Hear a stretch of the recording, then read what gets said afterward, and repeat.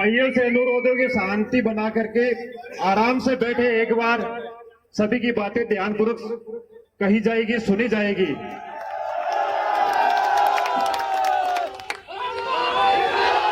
अपने बीच में एनडीए गठबंधन के लोकसभा के प्रत्याशी श्रीमान हनुमान राम जी बेनीवाल में विजय सिंह जी चौधरी और हरीश जी की जोड़ी के साथ पधार गए हैं।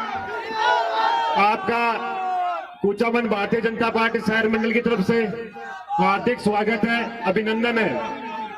अब अभी खाना नहीं खाया, थोड़ा सोरा नहीं जीवन। सबसे पहले तो कुचामन के अंदर जो बस स्टैंड पे शानदार जानदार सभा का आयोजन किया, मैं तमाम भारतीय जनता पार्टी की कुचामन की शहर मंडल, ग्रामीण मंडल सहित युवा मोर्चा की पूरी टीम का, हरीश कुमार जी जो भारतीय जनता पार्टी के यहाँ के राजनीति के विषम पिता में, और विजय सिंह जी चौधरी जो लोकप्रिय विधायक हैं, और हमारे प्रधान जी कुचामन के, और इनकी जितनी भी टीम, कमल दादा जी और जितने भी लोग यहाँ विराजे हैं भारतीय जनता पार्टी की कोर टीम, मैं सबका हृदय से आभार प्रकट करता हूँ। बहुत बहुत आपको धन्यवाद। और मुझे उम्मीद थी कि कुचामन के अंदर वैसा ही जोश नजर आएगा, क्योंकि राजस्थान के अंदर कुचामन शिक्षा का हब बन गया, और नागौर के अंदर सबसे ज्यादा किसान के बेटे कुचामन की धरती पे शिक्षा प्राप्त करने के लिए आते हैं। लेकिन कुचामन के अंदर वो जोश बरकरार है। भाइयों मैं धन्यवाद दूंगा। वैसे तो नावा भारतीय जनता पार्टी की शुरुआती विधानसभा क्षेत्र थी। हमें याद है कि 1985 के अंदर भी हरीश जी भारतीय जनता पार्टी से जीत के राजस्थान की विधानसभा के अंदर गए थे, और उससे पहले भी भाजपा का अगर परचम किसी ने फहराया, हमारे उधर तो भाजपा बाद में पहुंची थी 1995 के लगभग, जब मेरा परिवार भारतीय जनता पार्टी के अंदर आया था। मैं धन्यवाद दूंगा हरीश जी को। इस उम्र के अंदर भी कल मैंने फोन किया कि आपको 7 बजे मेरे साथ चलना है। मैं थोड़ा उठने में लेट हो गया, 7:30 बज गई, तो ये कह रहे थे इतना लेट उठो। ये 7 बजे तैयार हो गए, और अब 12 बजने को है। सुबह से लेके रात तक अपने भाई हनुमान बेनीवाल को और मोदी जी को मजबूती देने के लिए कंधे से कंधा मिला के लड़ाई लड़ रहे। हरीश जी को बारंबार धन्यवाद, और विजय सिंह जी एमएलए साहब को भी बारंबार धन्यवाद कि पहले दिन जब गठबंधन हुआ था, उसके बाद 8 तारीख को मैंने नावा से जब एंट्री मारी थी नावा की धरती पे, तब हरीश जी, विजय सिंह जी और भारतीय जनता पार्टी और युवा मोर्चा की तमाम नागौर जिले की टीम, नावा की टीम हनुमान बेनीवाल के समर्थन में और मोदी जी के समर्थन में जयकारे लगा रही थी, और नागौर को गुंजायमान कर रही थी, और कांग्रेस पार्टी का ब्लड प्रेशर ऊपर नीचे कर रही थी नावा के अंदर। मैं धन्यवाद देता हूँ इन मेरे छोटे भाइयों को। वैसे छोटे भाई मुझे देखते ही गदगद हो जाते हैं। ये राजस्थान के अंदर नहीं, देश में एक बहुत बड़ी चिंता की बात है कि हनुमान जी के पीछे इस तरह युवा क्यों भागते हैं। युवा तो साफ सुथरे मन के होते हैं, उन्हें तो ऐसा नेता चाहिए जो उनके हिसाब से चले, जो क्रांति का अग्रदूत हो। आजादी के अंदर लड़ाई तो कई योद्धाओं ने लड़ी थी भारत माता को गुलामी की बेड़ों से मुक्त कराने के लिए, लेकिन याद भगत सिंह को किया जाता है, क्योंकि उन्होंने इस राजस्थान की राजनीति के अंदर बहुत से योद्धा आए और चले गए, लेकिन सबसे ज्यादा प्यार, प्रेम और आशीर्वाद अगर धरती पुत्रों का मिला तो खींवसर के विधायक को सबसे ज्यादा प्यार, प्रेम, आशीर्वाद मिला। मैंने ही शुरुआत की राजस्थान के अंदर। मैंने कहा कि मैं जब तक किसानों का कर्जा माफ नहीं कराऊंगा, किसान के बेटों को रोजगार के साधन नहीं दिलाऊंगा, टोल मुक्त राजस्थान नहीं होगा, मुफ्त बिजली नहीं होगी, मेरे छोटे भाइयों को बेरोजगारी भत्ता नहीं मिलेगा, तब तक न तो मैं चैन से बैठूंगा, न मंत्री बनूंगा, मैं हुंकार बनूंगा, और नागौर की धरती से हनुमान बेनीवाल ने ऐसी हुंकार भरी कि कर्ज माफी का आंदोलन मध्य प्रदेश पहुंच गया। किसानों ने सीने पे गोलियां खाई और देश के अंदर कर्ज माफी का आंदोलन को राह मिली। मेरे भाइयों, ये हनुमान बेनीवाल की हुंकार का ही परिणाम है कि सरकारें झुकी। 50,000 का कर्जा माफ किया, फिर 2 लाख का कर्ज माफी की बात चली और उसके बाद स्टेट हाईवे टोल मुक्त हुए। ये तो शुरुआत है, अभी अपनी तो उम्र की शुरुआत है। स्टेट हाईवे टोल मुक्त हुए और मुफ्त बिजली की घोषणा भी राजस्थान की सरकार से आपके भाई ने कराई। पहले बेरोजगारी भत्ता आप सुनते थे, कभी लिया था क्या किसी ने बेरोजगारी भत्ता? ये मैंने ही कांग्रेस पार्टी को बेरोजगारी भत्ता याद दिला दिया और 3500 रुपए की कांग्रेस ने घोषणा की है। 23 मई के बाद जब आचार संहिता खत्म हो जाएगी, मैं जीतूं या हारूं उससे कोई फर्क नहीं पड़ेगा। मैं जीत गया तो देश में काम करूंगा और हार गया तो राजस्थान में तो फुटबॉल खेलूंगा, लाइसेंस मेरी जेब के अंदर है।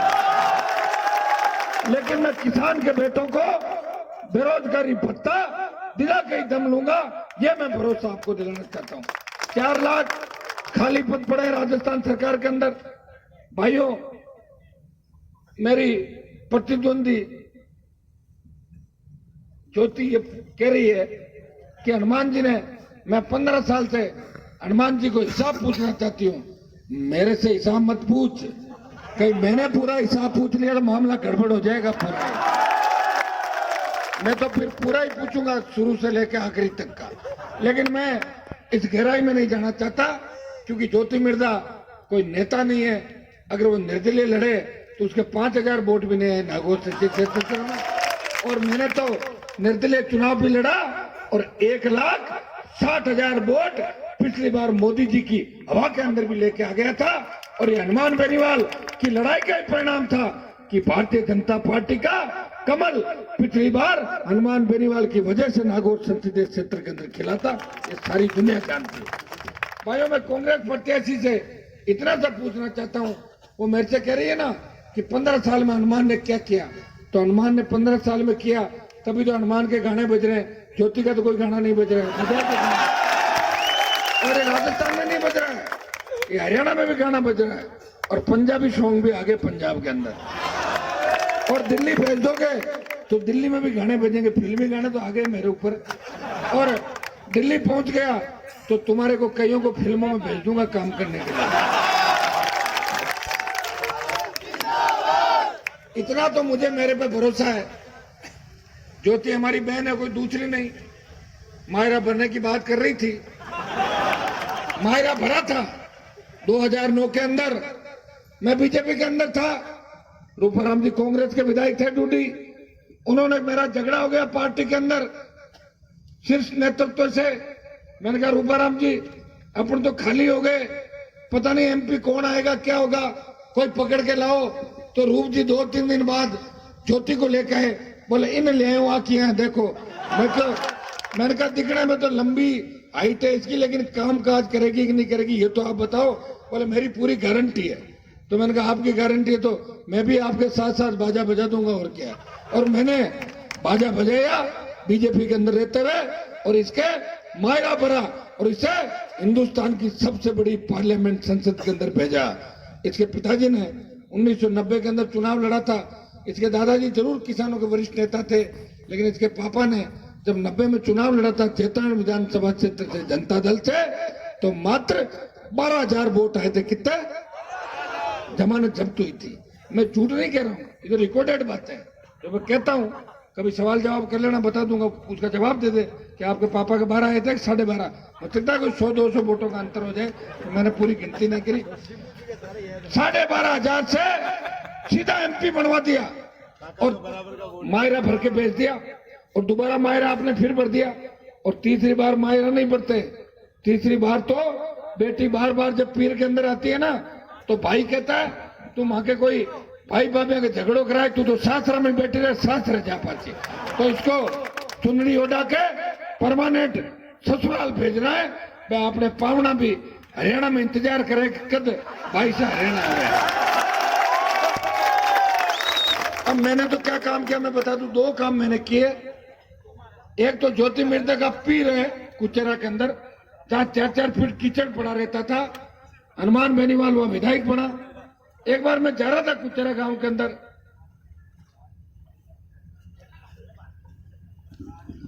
तब एक दूल्हा दुल्हन जो नई शादी करके आए थे, उनकी गाड़ी उस पानी के अंदर फंस गई और मेरी भी गाड़ी भी मैं लेके वहां गया।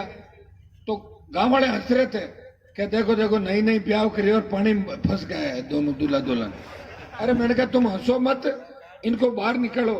कि एमएलए साहब आएगा तो मैं कहा चलो माए। फिर उनको हमने निकाला तो उन्होंने कहा क्या कोई नेता नहीं है क्या, नेता मर गए क्या इस जिले के? अरे मैंने कहा नेता तो नहीं मरे, यहाँ का नेता तो मैं खुद हूँ एमएलए। तो बोले अरे भाई साहब आपने तो हमें निकाला तो ये कीचड़ क्यों नहीं मिटा रहे हो? मैंने कहा कीचड़ एक दिन का नहीं है, ये 70 साल का कचरा है नागौर का, तो एक दिन में नहीं मिटेगा।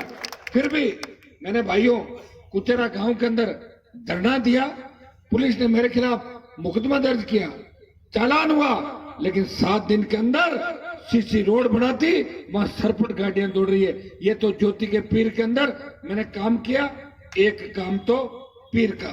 अब ससुराल का भी सुन लो। हरियाणा के अंदर जब जाट आरक्षण आंदोलन चल रहा था, मिलिट्री जाट समाज के नौजवानों पे गोलियां चला रही थी, उस समय ज्योति मिर्जा और इसके ससुराल वाले घरों में दुबक गए थे। उस समय नागौर की धरती का लाल तेजा जी का भक्त हरियाणा की धरती पर गया और आह्वान किया कि मेरे भाइयों पे गोलियां चलाना बंद कर दो, नहीं तो देश के अंदर अराजकता फैल जाएगी। और हरियाणा पे गोलीबारी बंद करा दी। तो 2 काम कर दिया ना, पीर में तो सीसी रोड बना दी और हरियाणा के अंदर इतना बड़ा काम कर दिया जब ये खुद छुप गई थी। और नागौर का तो नाम सबसे ज्यादा इस राजस्थान की विधानसभा के अंदर कोई लड़ाई आम आदमी के लिए, गरीब आदमी के लिए और 36 कौम के व्यक्ति के लिए नाथूराम जी नेता जरूर थे किसानों के। मैं भी मानता हूं कि उस समय के हिसाब से वो अच्छे नेता थे। उस समय ऐसा ही था, वो चुटकुले सुना के वोट लेते थे, उल्टी बात करते थे कि बिजली आएगी तो करंट आ जाएगा। अरे और सुनो बातें आगे, क्या बाबा ट्रेन लानी है, ट्रेन आया हूं बारू, चोर आजी बारू चोरी कर ले। क्या सड़क बना दो, सड़क भाई बनाता ही है ना, एक्सीडेंट हो जी सड़क माते। पढ़ाई की बात मत कर जो, फलाना गांव में बड़े बारे में कियो और भी प्रदेश में छोरियां भागी पड़ आपने माहौल बनाना। तो आप बताओ, ऐसे चुटकुले सुना सुना के 70 साल इस जिले को बर्बाद कर दिया। ये तो मुझे धन्यवाद दो कि मैं आप भाइयों के लिए लड़ रहा हूँ। मैं इस चीज की परवाह भी नहीं करता, मैं एमपी बनूं नहीं बनूं, मैं एमएलए रहूं नहीं करूं। लड़ते लड़ते मैं तो ये यहाँ तक कहा था कि कोई गोली हनुमान बेनीवाल का सीना भी चीर के चली जाए, गम नहीं।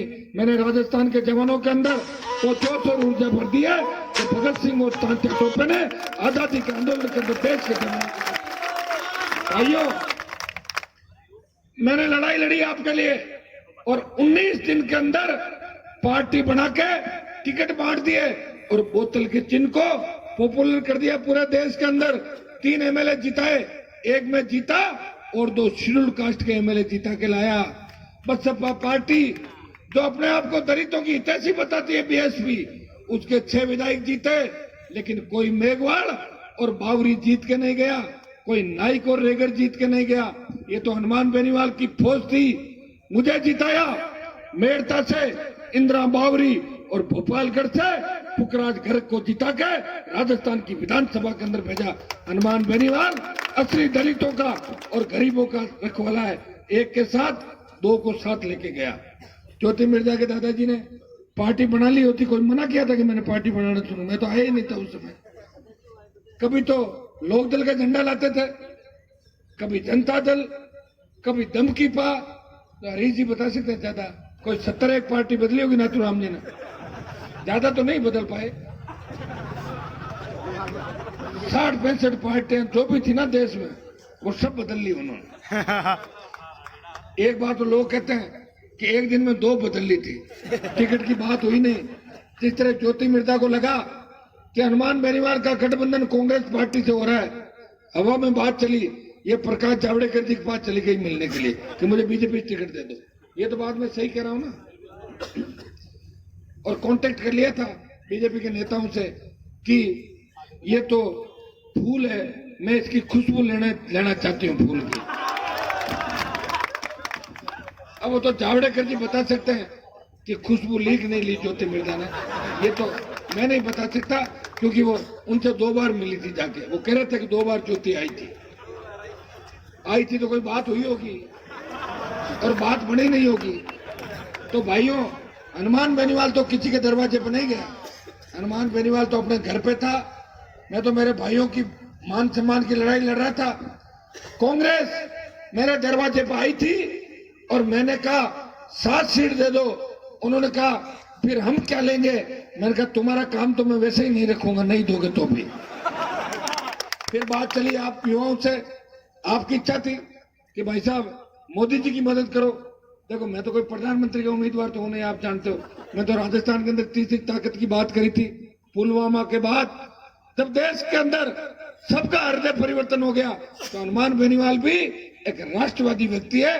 वो भारतीय जनता पार्टी से निकला हुआ पहला विधायक है। और बीजेपी के अंदर तो मैं रहा था, कांग्रेस के तो मैं नजदीक नहीं रहा कभी जीवन के अंदर।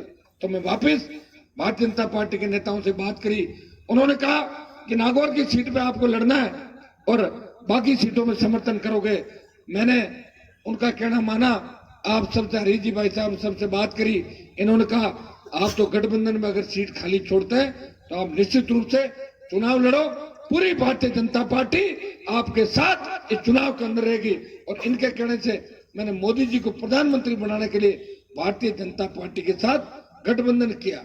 लेकिन मेरे भाइयों, पार्टी तो हनुमान बेनीवाल ने बनाई पहली बार, आरएलपी, और कोई नहीं बना पाया। और बना भी ली। मेरी बोतल ज्योति मिर्जा को पसंद आ गई।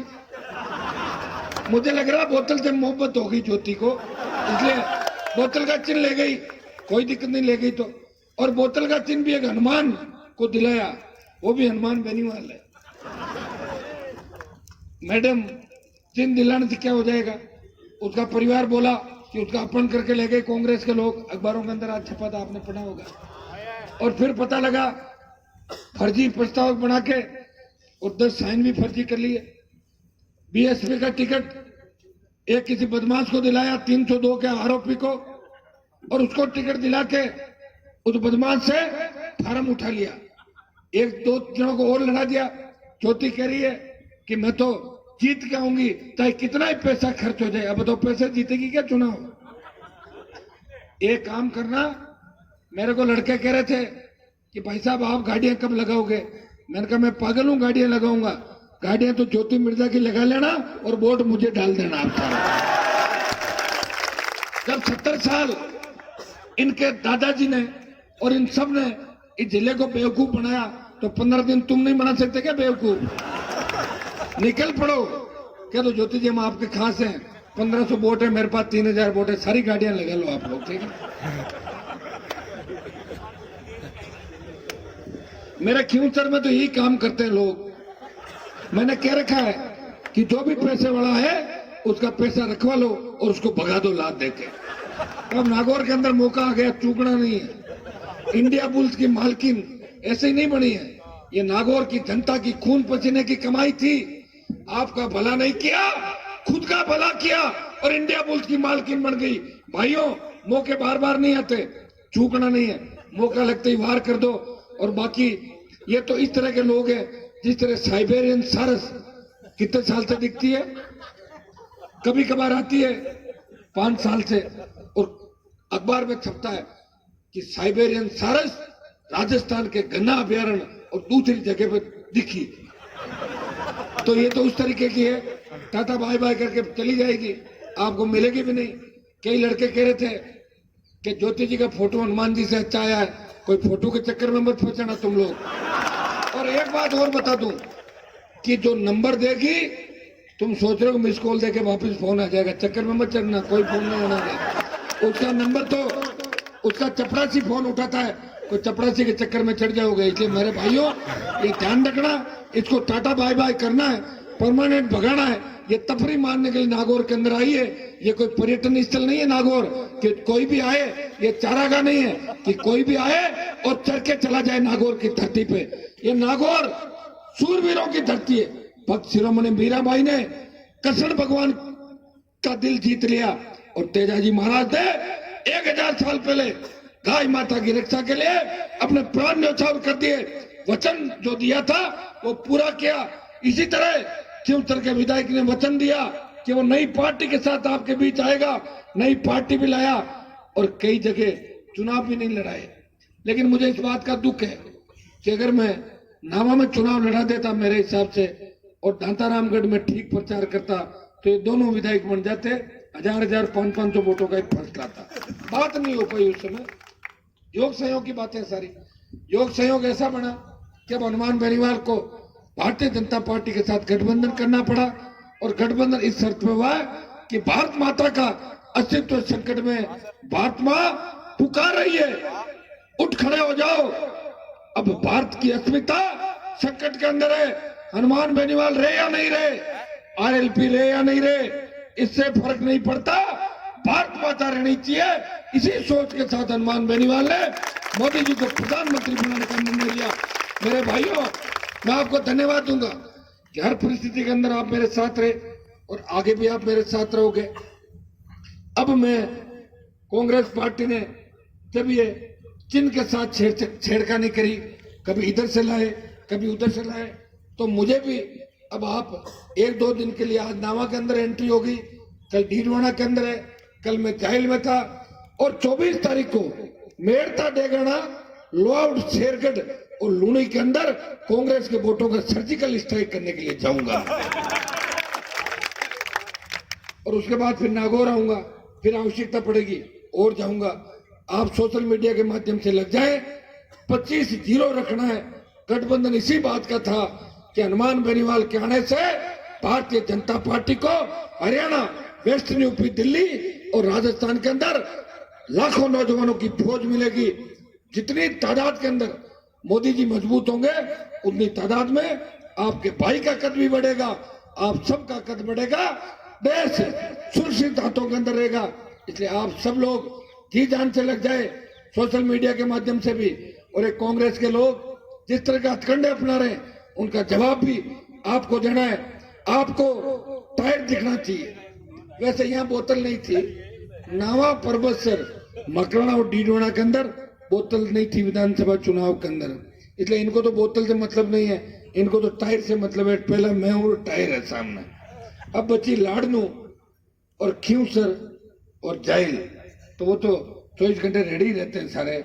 वो कब बोतल को टायर बना दे और कब टायर से हाथ को कुचल दे, वो तो रेडी है मामला सारा। इसलिए ज्यादा चिंता करने की आवश्यकता नहीं। कमल का फूल, लोग कह रहे हैं ना भाई कमल का फूल और टायर में डिस्टर्ब हो जाएंगे। डिस्टर्ब इसलिए नहीं होगे कि ईवीएम में कमल का फूल तो हनुमान बेनीवाल के खाते में डाल दिया उन्होंने, कहा हनुमान ही हमारा कमल का फूल है, तो टायर ही आएगा।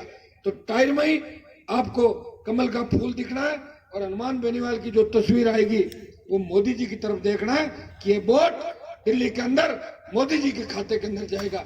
वैसे मैं बात कर रहा था, एमएलए साहब ने भी बात चिंता जाहिर करी कि ज्योति ने मेरा चिन्ह छीन लिया। मेरे पास कुछ भी नहीं छोड़ा ज्योति ने, तो हो सकता है कहीं ईवीएम के अंदर फोटो में गड़बड़ नहीं कर दे। मेरी फोटो दाढ़ी वाली है, कहीं वो भी दाढ़ी चिपका के अपनी फोटो नहीं लगा, ऐसा भी हो सकता है। तो आपको तो टायर तो दिख जाएगा ना, टायर एक तरफ हाथ है, आप तो 2 ही चिन्ह देखना है, हाथ में तो हाथ रख देना और टायर देख के वो बटन दबा देना, आप बखूबी कर दोगे। कुचामन शिक्षा नगरी है, कुचामन से नागौर को एक नई दिशा मिली, मारवाड़ को एक नई दिशा मिली। मैं धन्यवाद दूंगा कुचामन के मेरे समस्त उन भाइयों को जो शिक्षा के क्षेत्र के अंदर कुचामन को आगे बढ़ा रहे हैं, कुचामन विकास समिति को जिन्होंने कुचामन को हमेशा आगे रखा, और कुचामन विकास समिति और कुचामन शहर के हमारे भामाशाहों की वजह से ही कुचामन नावा कस्बा आगे बढ़ा। मैं आपको भरोसा दिलाता हूं कि हनुमान बेनीवाल हर वक्त आपके बीच रहेगा। आवश्यकता पड़ेगी पीठ दिखा के नहीं भागेगा, और दिल्ली चला गया तो किसान हितों पे, नौजवानों के हितों पे कुठाराघात नहीं होने देगा, वो ढाल बन के खड़ा हो जाएगा। और प्रधानमंत्री जी के अगर आसपास बैठ गया तो आप जानते ही हो, फिर पीएम के आसपास बैठ गया और पाकिस्तान ने जरा सी भी हरकत कर दी तो इस बार सर्जिकल स्ट्राइक नहीं होगा, परमाणु बम फेंक देंगे पाकिस्तान में। ये भी तय शुदा बात है, और ये तो देर सवेर होना ही है। तो तैयारी कर लो, 6 मई की अपने भाई को मजबूत करना है, पार्लियामेंट के अंदर भेजना है। देखो जितने ज्यादा वोटों से ज्योति को हराओगे, कोई तपरी मारने के लिए नागौर में टिकट मांगने के लिए नहीं आएगा। इस फ्यूचर में जिस तरह 15-15 टिकट बदलते हैं 15 दिन में, सुबह तो किसी को मिलता है, शाम को छोड़ के भाग जाता है, फिर किसी के गले में डालते हैं, वो छोड़ के स्विच ऑफ कर लेता है। इसलिए नागौर में अपने को ये काम करना है कि तपरी मारने के लिए नागौर के अंदर कोई एमपी का टिकट लेके नहीं आए, ऐसा काम आपको करना है। वैसे कल मैं जाहिल के अंदर, मुझे एक मास्टर जी कह रहे थे कि मैं वोट तो आपको देना चाहता हूं, लेकिन मंजू मेघवाल बहुत डरा रही है। मैंने कहा वो क्या कह रही है? कि वो कह रही है कि मैं आपका ट्रांसफर करा दूंगा। अरे मैंने कहा आपको उसको छोड़ो, मंजू मेघवाल को। अगर मैं सांसद बन गया तो मैं मंजू मेघवाल खुद का ही ट्रांसफर कर दूंगा। ये तो तय चुका है। ये भाइयों, किसी से डरने की आवश्यकता नहीं है। ये हरीश जी, विजय सिंह जी बैठे हैं और हनुमान बेनीवाल, ये तीनों ताकत फिर मिल गई तो नागौर पे तो कब्जा हो जाएगा पूरा। इस राजस्थान पे भी पूरा कब्जा होगा और देश की राजनीति के अंदर एक नया इतिहास और एक नई इबादत लिखी जाएगी। आप सबको धन्यवाद हमेशा मेरा सहयोग करने के लिए। और कुचामन के बाजार के अंदर बहुत टाइम बाद भाषण दिया मैंने, लंबा टाइम हो गया। इसके लिए भारतीय जनता पार्टी की पूरी टीम को, हरीश जी को, विशेषकर विजय सिंह जी को, कि आपने ऐतिहासिक कार्यक्रम का आयोजन किया। मेरे भाइयों का भी, कि 8 बजे का कार्यक्रम था, 12 बज गई, फिर भी आप मेरा इंतजार कर रहे हो। नागौर में लोग इंतजार नहीं करते, रात को पथराव जरूर करते हैं, इंतजार हनुमान बेनीवाल का ही करते हैं। इसके लिए आपको पुनः धन्यवाद। आपकी सेवा के लिए हमेशा संघर्ष करता रहूंगा। मोदी जी के हाथ मजबूत करेंगे, भारत माता की अस्मिता पे